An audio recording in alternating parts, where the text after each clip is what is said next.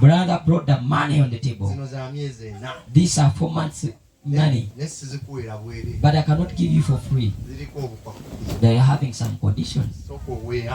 You just put off your clothes. That is your money. Now the sister has already closed the door. She had to accept. What comes out was the pregnancy. He said, I never gave you the pregnancy. Hallelujah. Amen. Let not such a circumstance make you to reach that point.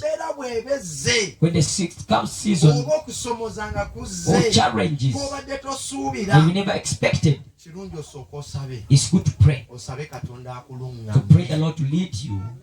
Hallelujah. Amen. We just get confused. You manipulate how to pass. But there is no situation that can come to you which you cannot handle.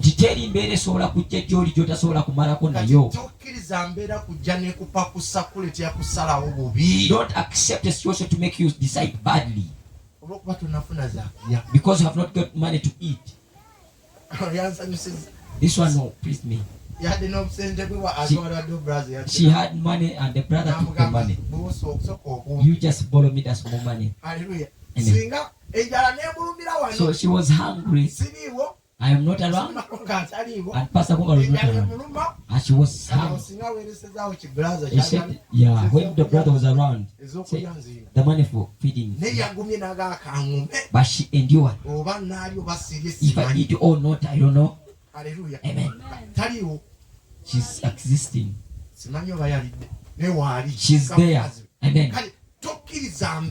Don't accept the situation bring you to decide badly, because when you decide badly you are going to regret later. Praise the Lord. The fifth thing,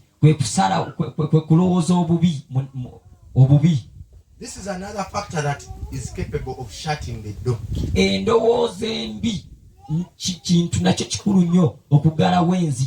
A person's blessings or answers. Having negative attitudes to people, to work, all the things of God. People have bad attitude before other people. Those people you fear not to trust in, they're the people that are going to help you. How can I trust that one with this and this? The only way to trusting someone is pray.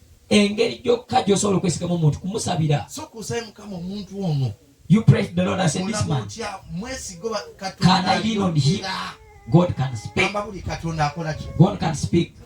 But the problem, don't know how the way he speaks. I was more before the Lord. The value said that you have not yet appreciated the small bit.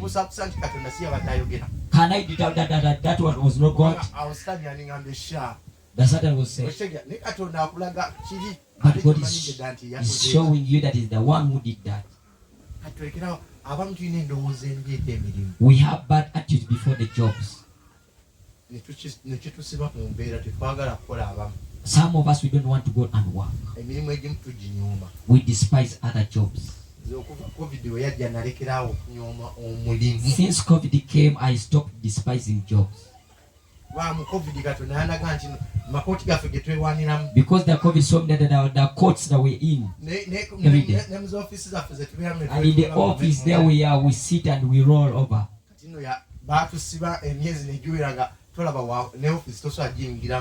We were in a captivity for 4 months that we cannot enter the office. The Lord told us to go and start small business out. We saw that money is there. We paid money for rent. We used to fly. Sumbi, cassava, Irish, and even small chapatis.